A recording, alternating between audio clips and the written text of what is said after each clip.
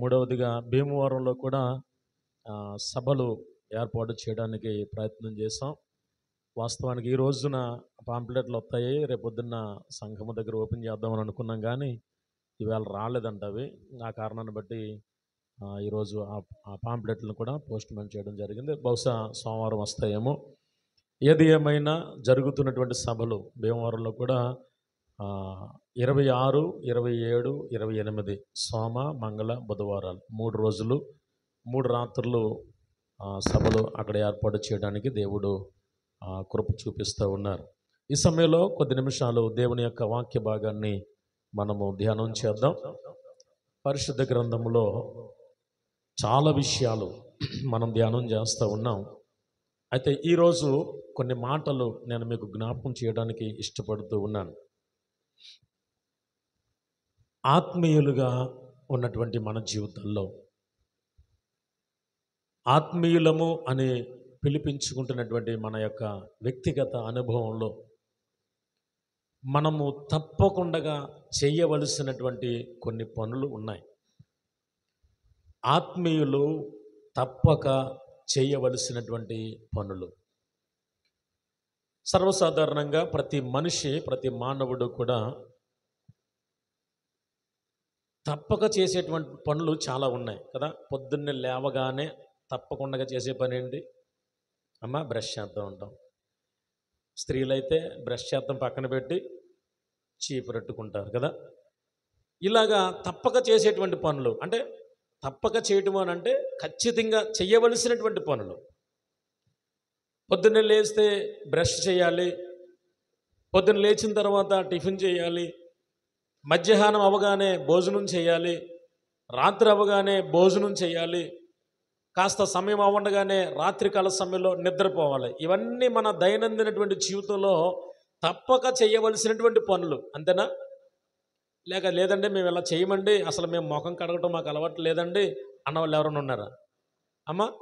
అందరూ ఇవి మన యొక్క దైనందినటువంటి జీవితంలో ఇవి చేస్తాం. పొద్దున్న లేచిన కాడి నుంచి తప్పకుండా బ్రష్ చేయడం, తప్పకుండా టిఫిన్ చేయడం, తప్పకుండా తినడం, త్రాగటం, స్నానాలు చేయడం, బట్టలు మార్చుకోవడం, ఇవన్నీ కూడా మన దైనందినటువంటి జీవితంలో మనం చేసేటువంటి తప్పక చేసేటువంటి పనులు. అంటే తప్పక చేయటము అనంటే ఖచ్చితంగా చేసేటువంటి పనులు. ఇప్పుడు మరి ఆత్మీయులుగా ఉన్నటువంటి మనం, ఆత్మీయ జీవితంలో మనము తప్పక చేయవలసినటువంటి పనులు కొన్ని ఉన్నాయి. తప్పకుండా చేసేటువంటి పనులు కొన్ని ఉన్నాయి. అవి మనం ఈ రోజున ధ్యానం చేద్దాం. పరిశుద్ధ గ్రంథము నుండి దానియేలు గ్రంథము 6వ అధ్యాయం. దానియేలు గ్రంథము 6వ అధ్యాయము 16వ వచనాన్ని మనం చదువుకుందాం. అంతటా రాజు ఆజ్ఞయ్యగా బంట్రోతులు దానియేలును పట్టుకొని పోయి సింహముల గుహలో పడద్రోసిరి. పడద్రోయగా రాజు నీవు అనుదినము తప్పక సేవించుచున్న నీ దేవుడే నిన్ను రక్షించునని దానియేలుతో చెప్పెను. దేవుడు తన పరిశుద్ధమైన వాక్యాన్ని మనందరి వెనుకడిలో దీవించునుగాక. పిల్లరా, చదవబడినటువంటి ఈ లేఖన భాగంలో దానియేలు జీవితం మనకు కనబడుతూ ఉంది. దానియేలు దేవుని సన్నిధిలో ఏ విధంగా తప్పక దేవుణ్ణి సేవిస్తూ ఉండేవాడో, అనుదినము ఏ విధంగా ఎంతటి విపద్రవం ఎదురైనప్పటికీ, ఎంతటి కఠినమైనటువంటి పరిస్థితులు ఆయన జీవితంలో ఏలుబడి చేస్తూ ఉన్నప్పటికీ, ఆ దేశాన్ని పరిపాలన చేస్తున్నటువంటి రాజు సహితము రాజముద్ర వేసి ఆరాధన చేయడానికి వీలు లేనటువంటి పరిస్థితులు, అలాంటి భయంకరమైనటువంటి పరిస్థితుల్లో ఉన్నప్పటికీ ఆయన చేసిన పనేంటయ్యా అనంటే, దినమునకు కొన్నిసార్లు దేవుని సన్నిధిలోనికి వెళ్ళి తప్పక యెరూషలేము తట్టు అనగా పడమట దిక్కునున్నటువంటి యెరూషలేము తట్టున ఆయన కిటికీలు తెరిచి ఆ వైపుగా ప్రార్థన చేస్తూ ఉన్నటువంటి పరిస్థితి మనకు తెలుసు. ఇప్పుడు ఆ కారణాన్ని బట్టి ఆయన ఏం చేశారయ్యా అనంటే, దానియేలు గారిని తీసుకుని వచ్చి, నీవు రాజాజ్ఞను ధిక్కరించావు కాబట్టి ఇదిగో నిన్ను సింహముల గుహలో పడేస్తామని చెప్పేసి ఏం చేశారంటే, తీసుకుని వచ్చి ఆ గుహలోనికి పడేసి, ఒకవేళ ఏ కారణం చేతనైనా పైకెక్కేస్తాడేమో అని అనుకుని ఏం చేశారంటే, ఆ గుహ ద్వారము దగ్గర పెద్ద రాయి వేసేసి మూసేశారంట. ఆ మూసేసినప్పుడు జరిగినటువంటి సంఘటన ఏంటి అనంటే, అక్కడ ఆ వేసే ముందు రాజు మాట్లాడుతున్నటువంటి మాట ఏమన్నాడు అనంటే, అక్కడ అన్నాడు, దానియేలు నీవు తప్పక అనుదినము తప్పక సేవించుచున్న నీ దేవుడే నిన్ను రక్షించునని దానియేలుతో చెప్పాను. దేవునికే మహిమ కలుగునుగాక. ప్రియులారా, తప్పక చేయవలసినటువంటి పనులు నేను ముందు చెప్పాను. మన శరీరాన్ని శుభ్రం చేసుకోవడానికి తప్పక ప్రతిరోజు ఎలాగున మనము అన్ని విషయాల్లో శుభ్రం చేసుకోవడానికి ప్రయత్నం చేస్తామో, ఆత్మీయులుగా ఉన్నటువంటి మన జీవితాలలో దేవునిని నమ్మినటువంటి ప్రజలుగా ఉన్నటువంటి మన యొక్క వ్యక్తిగత అనుభవంలో చేయాల్సినటువంటి పని ఏంటయ్యా అనంటే, తప్పక దేవునిని సేవించాలి. దేవుడు ఏది చెప్పాడో అది చేయడానికి ప్రయత్నం చేయాలి. దేవుని మార్గాన్ని అనుసరించి నడుచుకోవడానికి ప్రయత్నం చేయాలి. తప్పక దేవునిని మనము సేవించాలి. సేవించడం అంటే అర్థం ఏంటి అమ్మా? సేవించడం అంటే అర్థం ఏంటి? అంటే అనుసరించడం, లేకపోతే ఆయన దేవుడిచ్చినటువంటి ఆ ఇష్టాన్ని లేక దేవుని యొక్క చిత్తాన్ని నెరవేర్చడానికి మనం ప్రయత్నం చేయడం. కాబట్టి అనుదినము మనము తప్పకుండా చేయాల్సిన పని ఏంటయ్యా అనంటే, మన యొక్క ఆత్మీయ విశ్వాస యాత్రలో దేవునిని తప్పకుండా సేవించాలంట. మనము కొన్నిసార్లు మాత్రమే సేవిస్తాం, కొన్నిసార్లు మాత్రమే దేవునికి లోబడేటువంటి మనస్సు ఉంటుంది. కానీ కొన్నిసార్లు దేవుణ్ణి సేవించలేం. ఇరుకులు వచ్చినప్పుడు, కష్టం వచ్చినప్పుడు, నష్టం వచ్చినప్పుడు, సమస్యలు వచ్చినప్పుడు, ఏమంటే ఏదైనా విపత్తులు మన మీద ఏలుబడి చేస్తున్నప్పుడు చాలాసార్లు ఏమంటామంటే, ప్రభువా ఇది నీ చిత్త ప్రకారంగా జరిగిందిలే, దేవా నీకు వందనాలు, లేక నీకు స్తోత్రం అని చెప్పేటువంటి వారు చాలా తక్కువ.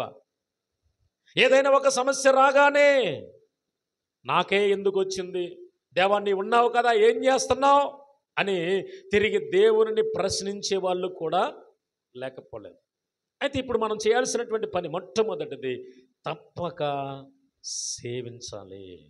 రెండో విషయం దగ్గరికి వెళ్తున్నాను. రెండో విషయం, కీర్తనల గ్రంథము 141వ కీర్తన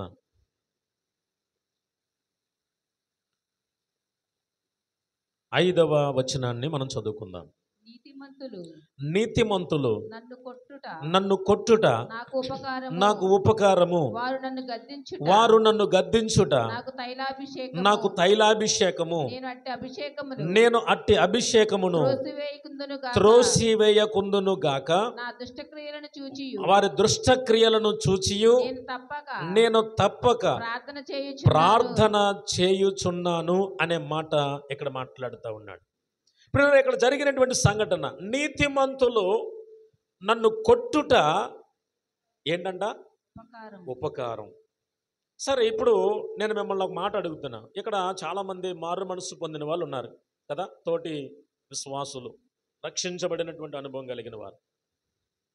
ఇప్పుడు మనలో ఉన్నటువంటి ఒక తల్లి ఎవరైనా ఒక యవనస్తురాల్లో చిన్నపిల్లలను చూసి పొరపాటు చేస్తున్నప్పుడు ఒకవేళ కొట్టిందే అనుకుందాం, ఎలా రియాక్ట్ అవుతారు చెప్పండి అమ్మా? ఎలా రియాక్ట్ అవుతారు? నేను నా దాకా రావట్లా, సేవకుడు కొట్టాడని అంటలా, మనతో ఉన్నటువంటి సహోదరుల గురించి మాట్లాడుతున్నా.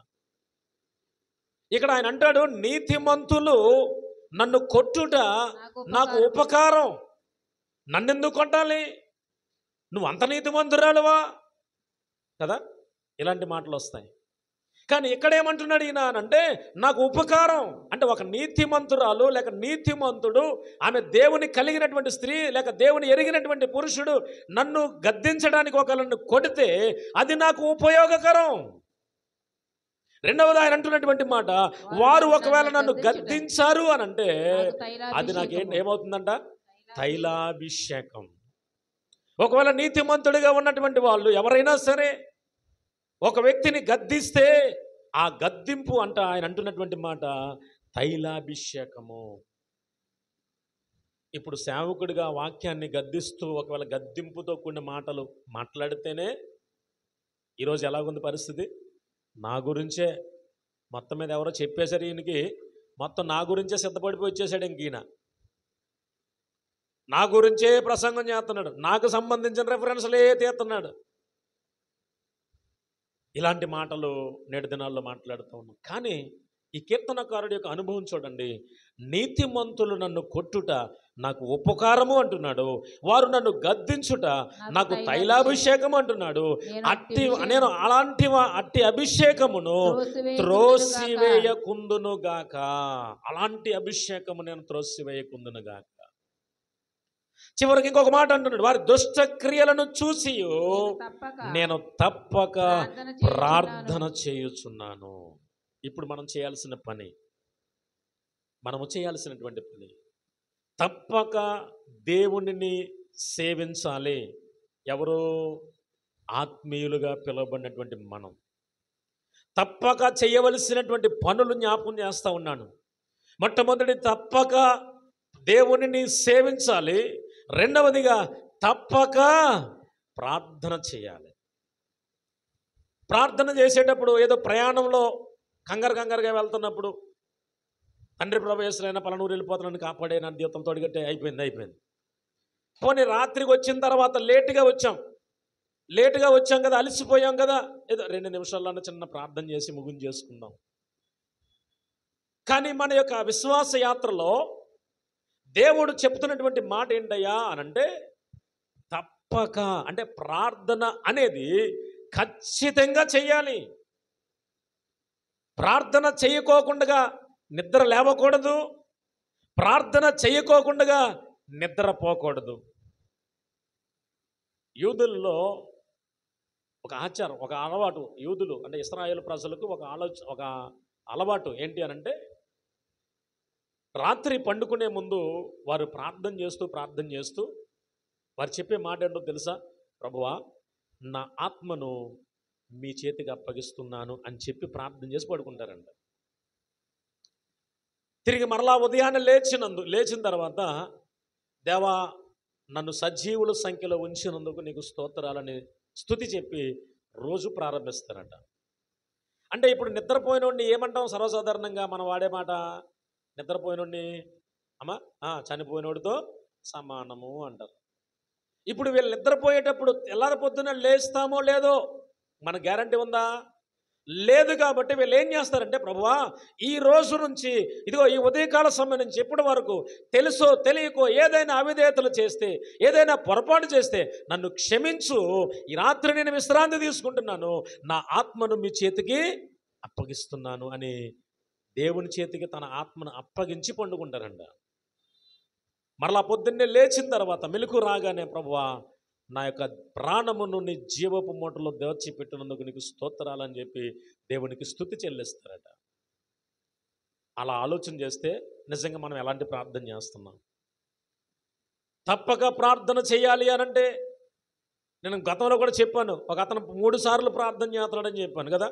ఎన్నిసార్లు చేస్తున్నాడంటే అతను, అయ్య బాబాయ్ 3 సార్లు ఎలా చేస్తున్నావు నాయన అని అడిగితే అతను చెప్పిన సమాధానం, టిఫిన్ చేసినప్పుడు ప్రార్థన చేస్తానండి, మధ్యాహ్నం భోజనం చేసినప్పుడు ప్రార్థన చేస్తానండి, మళ్ళీ రాత్రి భోజనం చేసేటప్పుడు ప్రార్థన చేస్తానండి, ఏకంగా 3 సార్లు ప్రార్థన చేస్తానండి అన్నాడు అతను.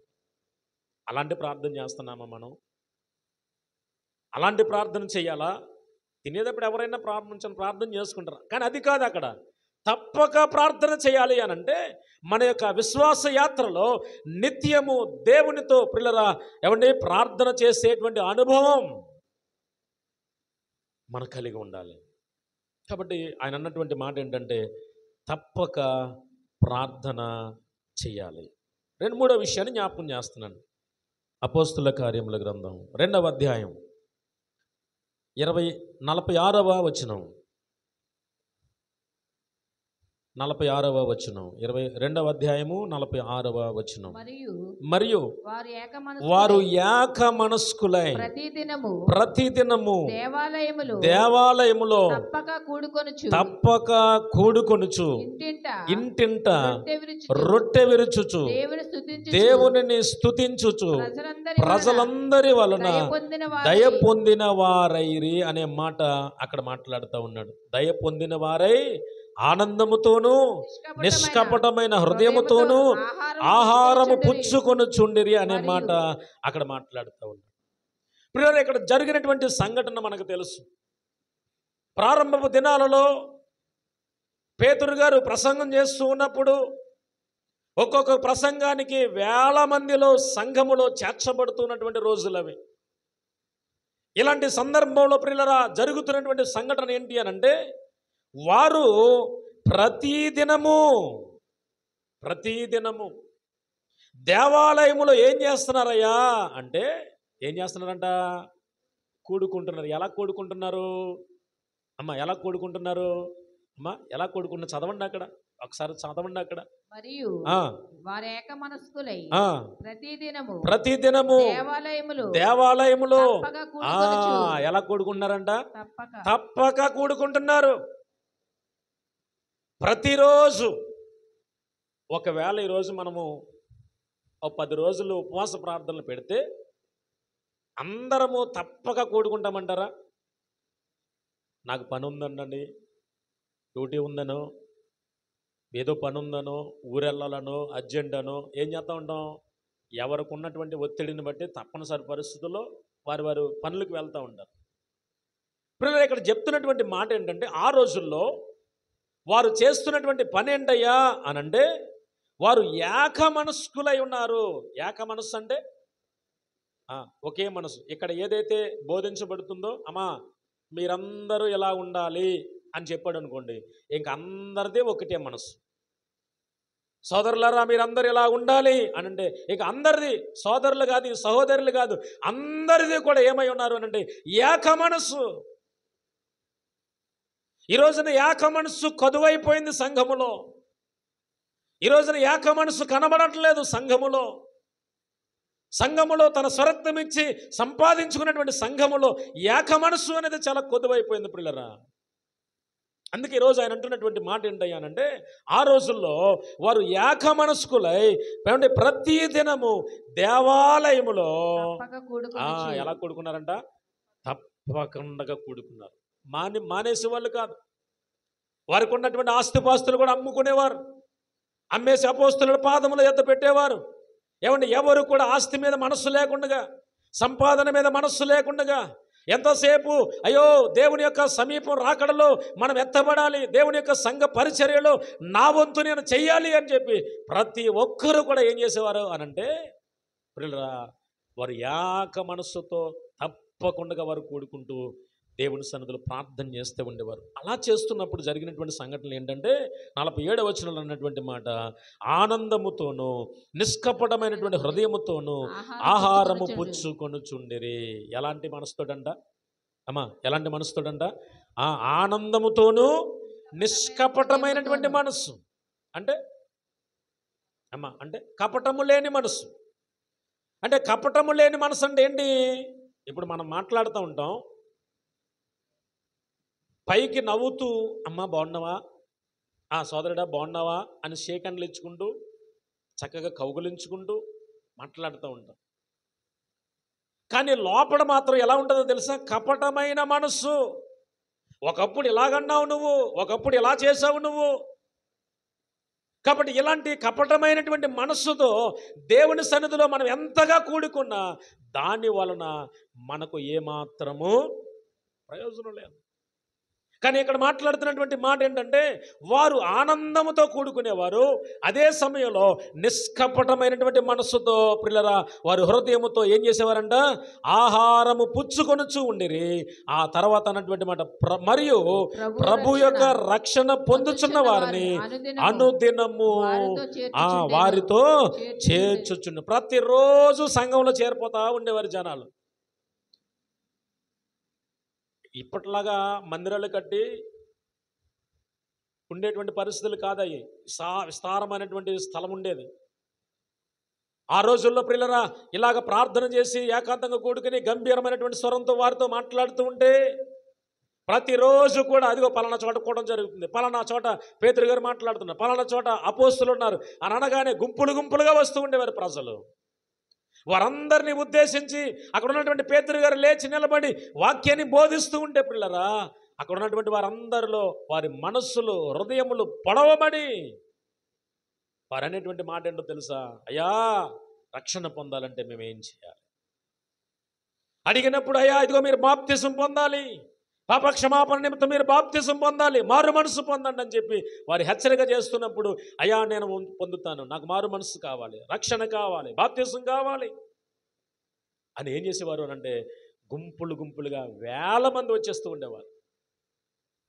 వేల మంది వస్తున్నప్పుడు వారికి బాప్తిసాలు ఇస్తూ పాపక్షమాపణ నిమిత్తం వారికి బాప్తిసాలు ఇస్తూ సంఘములో చేర్చుకుంటూ ఉన్నప్పుడు ప్రియులరా సంఘము నానాటికి విస్తరింపబడుతూ ఉండేది.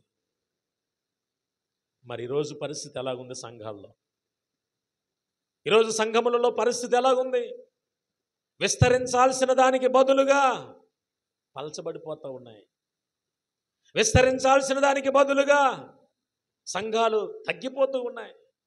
అభివృద్ధి చెందాల్సిన దానికి బదులుగా పిల్లరా సంఘములో కొన్ని స్థలాల్లో మూతవేయబడినటువంటి పరిస్థితులు కనబడుతూ ఉన్నాయి. కారణం ఏక మనసు ఏక హృదయము అనేది లేకపోవటం. కాబట్టి ఈరోజు ఏక మనస్సు అనేది ఎంత ప్రాముఖ్యమైందో, దేవుని మందిరములో తప్పక సేవించడం లేక తప్పక కూడుకోవడం అనేది ఎంత ప్రాముఖ్యమైందో ఈరోజు మనం నేర్చుకోవాల్సినటువంటి అవసరం ఉంది. అందుకని అక్కడ అన్నటువంటి మాట ఏం చెప్తున్నాడు ఆయన అనంటే తప్పక వారు కూడుకొనుచు ఉండేవారు. కూడుకున్నప్పుడల్లా వాళ్ళు ఏం చేసేవారంటే ఇంటింట రొట్టె విరుస్తూ ఉండేవారు. పిల్లరా వారు దేవుని స్తుతిస్తూ ఉండేవారు. వాళ్ళ చేస్తూ ఆ ప్రాంతాల్లో లేక ఆ దేశములో ఆ పట్టణాల్లో ప్రజలందరి వలన వాళ్ళు ఏం పొందుకున్నారంట? దయ పొందుకున్నటువంటి వారిగా కనబడుతూ ఉన్నారు. కాబట్టి ప్రియులరా ఈ రాత్రి దేవుని వాక్యాన్ని వింటున్నప్పుడు దేవుడు మనతో మాట్లాడుతున్నటువంటి మాటలు 3 మాటలు చెప్పాను. మొట్టమొదటి మనం తప్పక చేయవలసినటువంటి పనులు ఏంటంట? మొట్టమొదటిగా తప్పక సేవించాలి, రెండవదిగా తప్పక ప్రార్థన చేయాలి, మూడవదిగా తప్పక సహవాసము చేయాలి. తప్పకుండా సహవాసం కూడుకోవాలి, తప్పకుండా సహవాసంగా మనం పురుగొలుపుకోవాలి ఒకరికొకరు. ఏదో నా మట్టుకు నేను బైబిల్ ఇచ్చుకుని పరిగెత్తుకుని దేవుని మందిరానికి వచ్చేది కుదరదు. వచ్చేటప్పుడు నీ తోటి వారు ఎవరున్నారు, నీ ప్రక్కన ఉన్న వాళ్ళు ఎవరున్నారు, అమ్మ ఖాళీగా ఉండే బదులు రండి మందిరానికి వెళ్దాం అని తోడుకుని రావాల్సినటువంటి బాధ్యత, తీసుకుని రావాల్సినటువంటి బాధ్యత అది విశ్వాసుల మీదే ఉన్నది. కాబట్టి ఇక్కడ అంటున్నటువంటి మాట తప్పక సహవాసముగా కూడుకోవాలి. ఇంకో మాట కూడా చదువుకుందాం. 4వదిగా ఇర్మియా గ్రంథము 7వ అధ్యాయం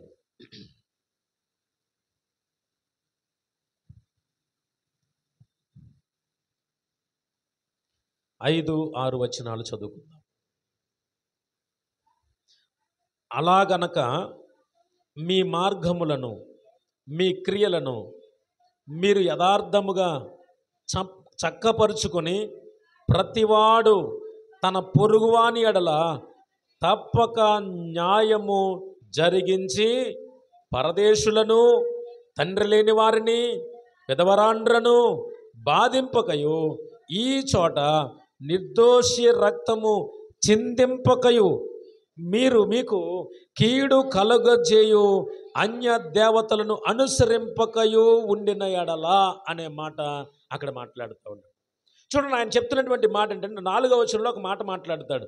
ఆయన ఏమన్నాడంటే మీ మార్గములను మీ క్రియలను దిద్దుకొనుడి అని చెప్పి, ఇదిగో ఈ స్థలము యెహోవా ఆలయము, ఈ స్థలము యెహోవా ఆలయము, ఈ స్థలము యెహోవా ఆలయము అని మీరు చెప్పుచున్నారే. ఎక్కడ కూడుకున్నా ఏ స్థలంలో ఉన్నా ఇదిగో ఇది పరిశుద్ధమైనటువంటి స్థలం, ఇది దేవుని మందిరము, ఇది దేవుని ఆలయము అని మీరు చెప్పుతున్నారే. ఏమంటున్నారు తెలుసా అంటే అక్కడ అన్నారు, యెహోవా ఆలయమని మీరు చెప్పుచున్నారే, ఈ మోసకరమైన మాటలను ఆధారం చేసుకోకూడదు. చాలామంది మోసకరమైనటువంటి మాటలు మాట్లాడే వాళ్ళు ఉన్నారు. చాలామంది మోసపూరితమైనటువంటి మాటలు మాట్లాడేటువంటి వాళ్ళు ఉన్నారు. అలాంటి వారిని ఉద్దేశించి మాట్లాడుతుంటున్నాడు, అయ్యలారా మీరు వాటిని ఆధారం చేసుకోవద్దు, కానీ ఏం చేయాలంటున్నాడు అనంటే అక్కడ అన్నాడు, మీ క్రియలను మీ మార్గములను యథార్థముగా చక్కపరుచుకొని. ఏం చేయాలంట? యథార్థముగా చక్కపరుచుకొని ప్రతివాడు కూడా తన పొరుగువాని ఎడల తప్పక న్యాయము జరిగించాలి. తన పొరుగువాడు తన స్వదేశీయుడు కాదు, తన రక్త సంబంధికుడు కాదు, ఎవరో పొరుగువాడు. వారి విషయంలో నువ్వేం చేయాలి? న్యాయము చేయాలి. న్యాయము చేసే విషయంలో నువ్వేం చేయొద్దు అంటున్నాడు ఆయన, తప్పిపోకూడదు. అందుకని అన్నాడు తప్పక న్యాయము చేయాలి. ఏం చెప్పాడు ఆయన?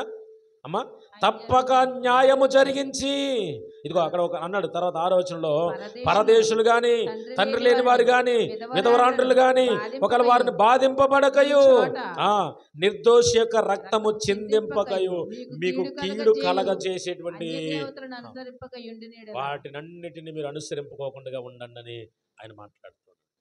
ఇప్పుడు 4వదిగా మనం నేర్చుకోవాల్సిన విషయం ఏంటంటే, మనము తప్పక న్యాయమే చేయాలి.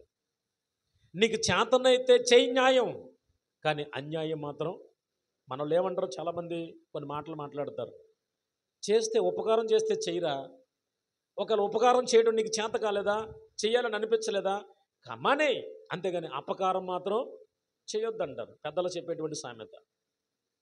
ఇప్పుడు దేవుడి వాక్యం జ్ఞాపకం చేస్తూ ఉంది, నీవు తప్పక నీ జీవితంలో చేయాల్సిన పని ఏంటో తెలుసా? న్యాయం చేయి. నీ పొరుగువారు ఎవరైనా వచ్చారా, ఆకలితో వచ్చారా, వాడికి ఏదైనా నీకు చేతనైతే ఆహారం పెట్టు. బలహీనుడు కనబడ్డా నీకు చేతనైన సాయం చేయి. అంతే తప్ప నీ కారణాన్ని బట్టి వాడు బాధపడకూడదు, నీ వల్ల వాడు రక్తము చిందింపబడకూడదు, నీ కారణాన్ని బట్టి వాడు అన్యాయం అవ్వకూడదు. కాబట్టి ఇక్కడ చెప్తున్నటువంటి మాట, తప్పక చేయాల్సినటువంటి పని నువ్వు న్యాయము చేయాలి. మన న్యాయం చేయడానికి మనం ఏమైనా గొప్ప జడ్జులు అంటారా, లేకపోతే పెద్ద న్యాయమూర్తులు అంటారా? మన దగ్గర ఏముందని న్యాయం అని ఒకవేళ మనం అనుకోవచ్చు. మన కుటుంబ పరంగా ఆలోచన చేస్తే మన అన్ని విషయాల్లో న్యాయమే చేయాలి. సంఘపరంగా అన్ని విషయాల్లో న్యాయంగానే ఉండాలి. ఏ కోణంలో చూసినా మనం చేయాల్సిన పని ఏంటయ్యా అంటే న్యాయమే. అన్యాయము అనేది మన అక్క దగ్గరకు రావడానికి ఏమాత్రము వీరలేదు. మన వల్ల ఒకరు బాధింపబడడం జరగకూడదు, మన కారణాన్ని బట్టి ఒకరి యొక్క రక్తము చిందింపబడడం జరగకూడదు. కాబట్టి ఖచ్చితంగా మనం చేయాల్సిన పని ఏంటంటే, మన చేతిలో ఉన్నంత మట్టుకు, మనకు చేతనైనంత మట్టుకు ఏం చేయాలంట? తప్పక న్యాయమే చేయాలి. 5వ విషయాన్ని జ్ఞాపకం చేస్తాను. నిర్గమకాండము 23వ అధ్యాయం. నిర్గమకాండము 23వ అధ్యాయము 24వ వచనాన్ని చదువుకుందాం. చూడండి. వారి దేవతలకు సాగిలపడకూడదు, వాటిని పూజింపకూడదు, వారి క్రియల వంటి క్రియలు చేయక వారిని తప్పక నిర్మూలము చేసి వారి విగ్రహములను బొత్తిగా పగలగొట్టవలెను అనుంది అక్కడ. చూడండి, ఆనాటి ఇశ్రాయేలు కాలంలో వారు చేసిన దానిని విగ్రహారాధనగా దేవుడు మాట్లాడుతూ వచ్చాడు. సరే, ఇప్పుడు మనం ఎవరము విగ్రహానికి మనం మొక్కం కానీ విగ్రహారాధన చేయం కానీ, నేటి క్రైస్తవుల దగ్గర ఉన్నటువంటి విగ్రహాలు చాలా ఉన్నాయి.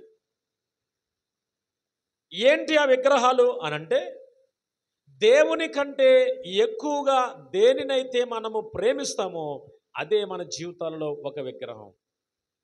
ఇప్పుడు సపోజ్ ఈవేళ 1,00,000 రూపాయలు, 10 లక్షలు, 1 కోటి రూపాయలు మన ఇంట్లో ఉంది అనుకుందాం.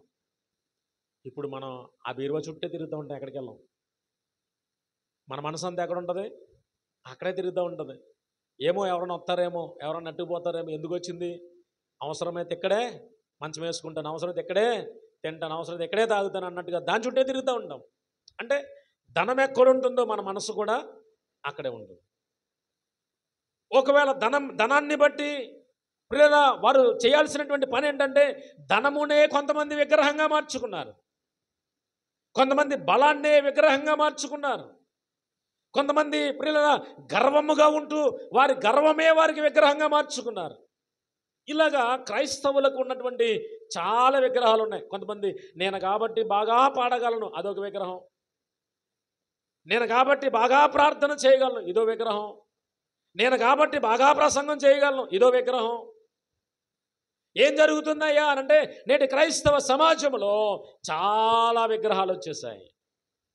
ఆనాడు ఇశ్రాయేలు ప్రజలు అక్కడక్కడ చూసిన వాటిని పూజించారు, మొక్కారు, ఏదో చేశారు, తిప్పలు పడ్డారు, వారిని దేవుడు గద్దించాడు, శిక్షించాడు. కానీ నేటి క్రైస్తవ సమాజంలో, క్రైస్తవ సంఘములో ప్రియులారా చాలా విగ్రహాలు వచ్చాయి.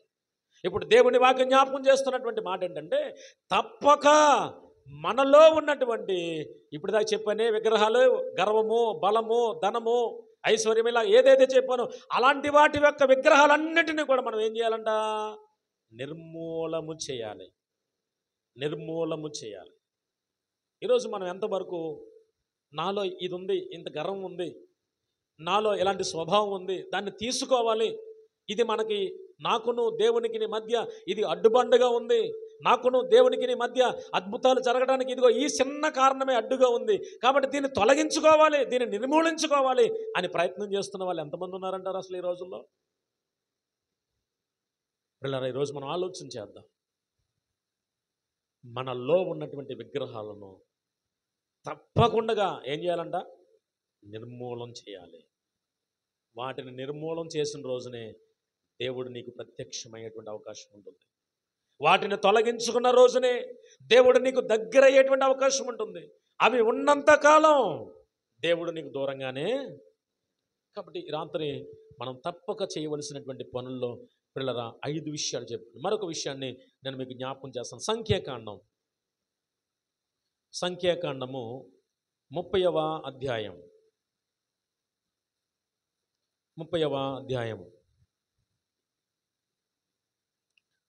2వ వచనాన్ని చదువుకుందాం. ఇది యెహోవా ఆజ్ఞాపించిన సంగతి, ఒకడు యెహోవాకు మ్రొక్కుకొనిన ఎడల లేక తాను బద్ధుడగుటకు ప్రమాణము చేసిన ఎడల అతడు తన మాట తప్పక తన నోట నుండి వచ్చినదంతయు నెరవేర్చవలెను. అర్థమైనట్టుంది ఏం చెప్తున్నాడు అప్పుడు? ఆయన మాట్లాడుతున్నటువంటి మాట చూడండి. ఇది యెహోవా వలన ఆజ్ఞాపించినటువంటి సంగతి, దేవుడిస్తున్నటువంటి ఆజ్ఞ, స్వయంగా దేవుడే మాట్లాడుతున్నటువంటి మాట. ఏం చెప్తున్నాడు ఆయన? ఒకడు యెహోవాకు మొక్కుకొనిన ఎడల. మొక్కుకుంటామంటే మొక్కుకుంటామంటే చాలాసార్లు మనం మొక్కేసుకుంటూ ఉంటాం. అయ్యా, ఈ కష్టం నుంచి నన్ను తప్పించు ప్రభువా, ఈ సమస్య నుంచి నన్ను తప్పించు నాయన, ఇక నిన్ను నా జీవిత కాలమంతా. ఎలా ఉంటుంది తెలుసా?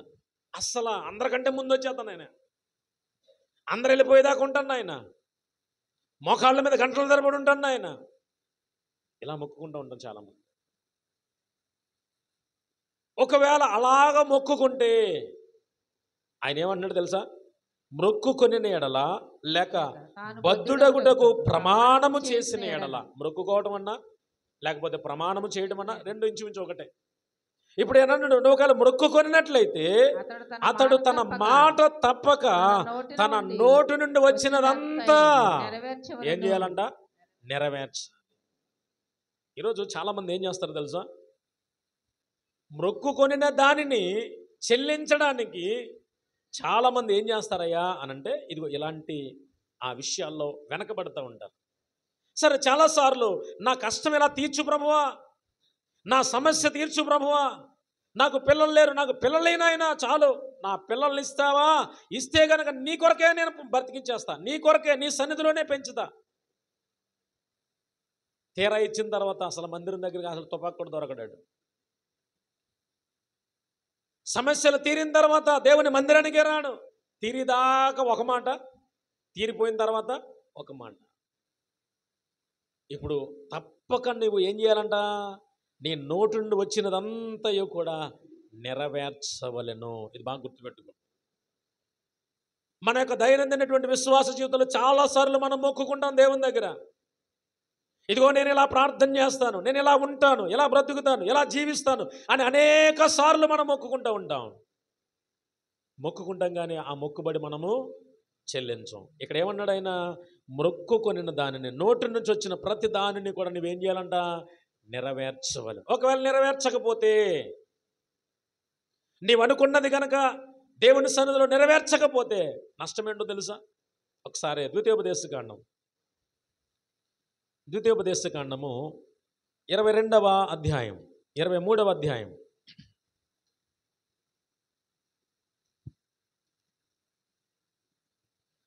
23వ అధ్యాయము 21వ వచనం చదవండమ్మా. నీవు నీ దేవుడైన యెహోవాకు మొక్కుకొనిన తరువాత ఆ మొక్కుబడిని చెల్లించుటకు తడవు చేయకూడదు. చూడండి ఇక్కడ అన్నటువంటి మాట, మొక్కుకున్నటువంటి వారి విషయంలో దేవుడు మాట్లాడుతున్నటువంటి మాట. ఇందాక ఏం చెప్పాడు ఆయన? నీవు తప్పక ఏ విషయంలోనైతే నీవు మొక్కుకున్నావో ఆ నీ నోటులో నుంచి వచ్చిన ప్రతి మొక్కుబడి కూడా నువ్వేం చేయాలంట? నెరవేర్చాలి. ఇక్కడ అంటున్నటువంటి మాట, నీ దేవుడైన యెహోవాకు మొక్కుకొనిన తరువాత ఆ మొక్కుబడిని చెల్లించడానికి నువ్వేం చేయకూడదు? తడువు చేయకూడదు. అంటే ఆలస్యం చేయకూడదు. రేపు చేస్తానులేండి, ఎల్లుండి చేస్తానులేండి, అప్పుడు ఏంటంటే ఏదో కష్టములు వచ్చేసి గమ్మున అనేసానండి, కొన్ని సంవత్సరాలు అయిన తర్వాత చేస్తానండి అని మనం ఏం చేస్తాం తెలుసా? అప్పుడే ఎందుకులేండి, కాస్త లేటుగా చేద్దాంలేండి అని దేవుని దగ్గర నుంచి మేలు పొందిన తర్వాత, దేవుని దగ్గర నుంచి నీ సమస్య నుంచి నీ విడుదల పొందిన తర్వాత, దేవుని దగ్గర నీవు మొక్కుకున్న తర్వాత, మొక్కుకున్నటువంటి మొక్కుబడి కనుక నీవు సరైన రీతిలో తగిన సమయమందు నువ్వు తీర్చకపోతే, ఆయన అంటున్నటువంటి మాట చదవండి, అక్కడ అన్నటువంటి మాట, నీవు తడువు చేయకూడదు. నీ దేవుడైన యెహోవా తప్పక నీ వలన దానిని రాబట్టుకొనును. ఏంటంట? చూడండి ఏమన్నాడు అక్కడ. దేవుడు ఏం చేస్తాడంటే, నువ్వు మొక్కుకున్న తర్వాత నీవు దాన్ని చెల్లించలేదు, చెల్లించనందువల్ల దేవుడు ఏం చేస్తాడంట? ఆయన అన్నటువంటి మాట చూడండి, నీ దేవుడని యెహోవా తప్పకుండా నువ్వు ఏదైతే అనుకున్నావో అది నీ వలన దానిని ఆయన రాబట్టుకుంటాడు. ఎలా కావాలో తెలుసు ఆయనకి. ఏమంటే ఈ రోజున మనమే జ్ఞానవంతులం అని అనుకుంటాం, మనమే చాలా మహా అపరమైనటువంటి మేధావులము అని ఫీల్ అవుతూ ఉంటాం. అసలు ఇంతమంది ప్రజలను, సృష్టిని ఏలుతున్నటువంటి దేవుడు ఇంకెంత జ్ఞానవంతుడు అంటారు? మానవునికి అవయవాలు ఇచ్చి వాడిని ప్రాణంతో జీవింపచేసి బ్రతకడానికి అవకాశం ఇచ్చినటువంటి దేవుడు ఇంకెంత జ్ఞానవంతుడై ఉంటాడంటారు? ఇప్పుడు ఆయననే మనం మోసం చేద్దామంటే వీలు పడుతుందా? ఆయన ఏమంటాడంటే, మొక్కుకొనిన దానిని కనుక నీవు చెల్లించకపోతే ఎలా తీసుకోవాలో కూడా ఆయనకి తెలుసంట, ఎలా రాబట్టుకోవాలో కూడా ఆయనకి తెలుసంట. ఆయన ఎలా రాబట్టుకుంటాడంట? చూడండి, తప్పక నీ వలన దానిని రాబట్టుకొనును. ఏముందండి, గట్టిగా 2 వాంతులు 4 విరోచనాలు అయినాయి అనుకోండి, పరిస్థితి ఏంటి చెప్పండి అమ్మా? ఒక్క 2 వాంతులు, 2 విరోచనాలు జాడించి కొట్టినాయి అనుకోండి, ఇంకా అంతే, అంబులెన్స్ రావాల్సిందే. అంతేనా? అంబులెన్స్ వచ్చిందంటే ఊరికి వస్తాయండి, హాస్పిటల్కి తీసుకెళ్తే ఇంకా అక్కడి నుంచి ఏం చేస్తాం? నువ్వు ఒకవేళ ఎంత ఇవ్వాలో దానికి 2 అంతలు అక్కడ కట్టే రావాలి. ఎందుకు? మరి ప్రాణ భయం. ఇప్పుడు దేవుడు చేసే పని ఏంటంటే, ఎలాగ రాబట్టుకోవాలో నాకు తెలుసు. అలా రాబట్టుకున్నా కూడా అదేమవుతుందంట? పాపం అవుతుంది. అది నువ్వు పాపం తెచ్చుకున్నావు, నీ పాపమును బట్టి నీకు శిక్ష వచ్చింది. అది పైగా నీకు అది పాపం అవుతుంది అంటున్నాడు ఆయన. కాబట్టి ఈ రాత్రి దేవుని వాక్యాన్ని వింటున్నప్పుడు మన జీవితాలలో ఏం చేయాలని ఆయన కోరుకుంటున్నాడు అనంటే, తప్పకుండా నీవు మొక్కుకొనిన దానిని తప్పక నెరవేర్చ. ఏంటంట? దేవుని సన్నిధిలో మొక్కుకున్నావా?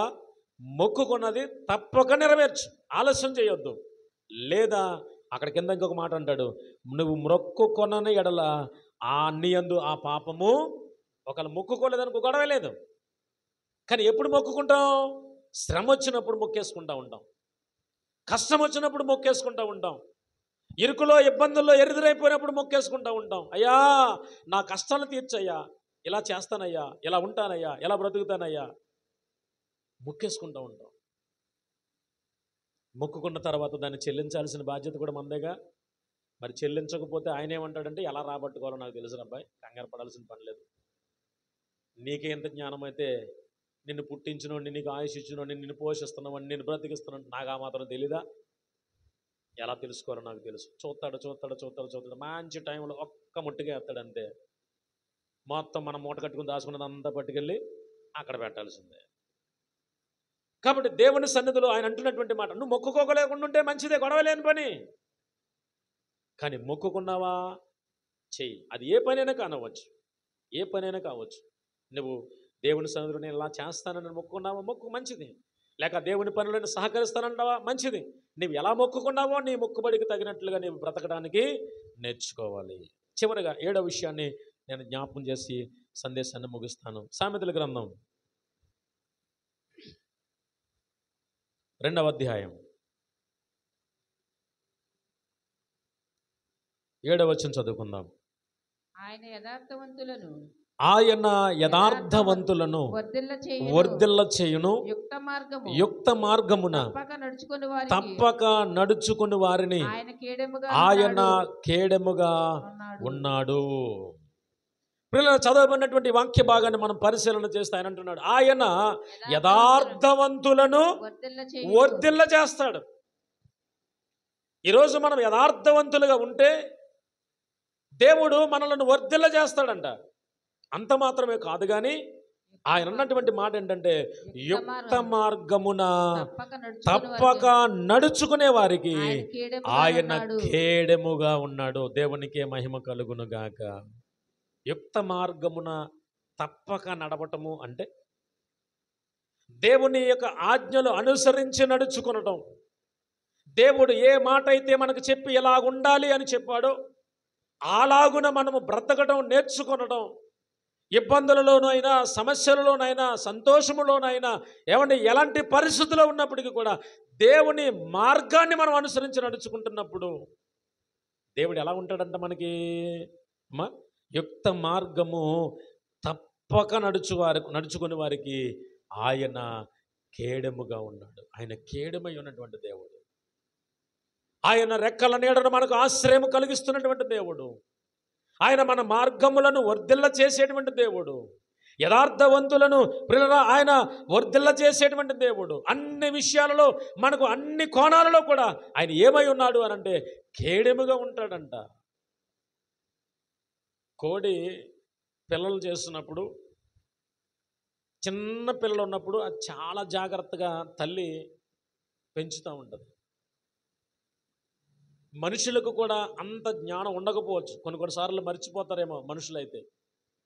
కానీ కోడి ఆహారం తీసుకుంటూనే, అది దువ్వుతూనే, ఏ క్షణంలో కాకులు వస్తాయో, ఏ క్షణంలో ఎవరెవరు వచ్చి నా పిల్లలు ఎత్తుకుపోతారో అని అన్ని సందర్భాల్లో కూడా ఏం చేస్తుందో తెలుసా?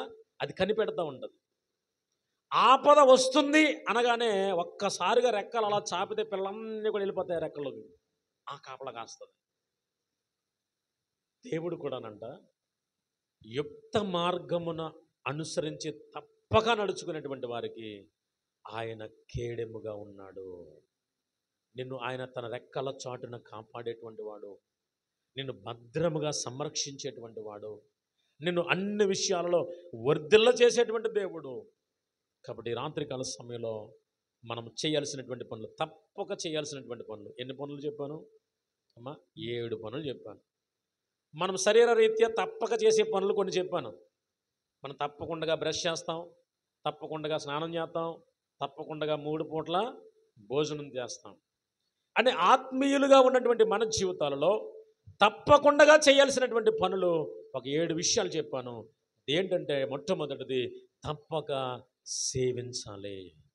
రెండవది తప్పక ప్రార్థన చేయాలి. మూడవది తప్పక సహవాసం చేయాలి. నాలుగవది తప్పక న్యాయమే చేయాలి. తప్పక మనలో ఉన్నటువంటి విగ్రహాలను అనగా చెప్పినటువంటి ధనమే కావచ్చు, గర్వమే కావచ్చు, ఇంకా ఏదైనా కానివ్వండి, ఎలాంటి విగ్రహాలు, భక్తి గర్వమే కావచ్చు, ఇలాంటి వాటిని తప్పక మనము నిర్మూలము చేయాలి. ఆరవదిగా మొక్కుకొనిన దానిని తప్పక చెల్లించాలి. ఏడవదిగా యుక్త మార్గమున తప్పక నడిచే వారికి దేవుడు ఏమై ఉన్నాడంట? కేడెముగా ఉన్నాడు. కాబట్టి ఈ మాటలు మనం తప్పకుండా చేయాల్సిన పనులు. కాబట్టి అలా చేసి దేవుని దగ్గర నుంచి మనం దీవించబడదాం. అటువంటి ధన్యత, అటువంటి కాపుదల, అటువంటి భద్రత దేవాది దేవుడు మనకును మన కుటుంబాలకును దయచేసి నడిపించును గాక. ఆమేన్. ప్రార్థన చేసుకుందాం.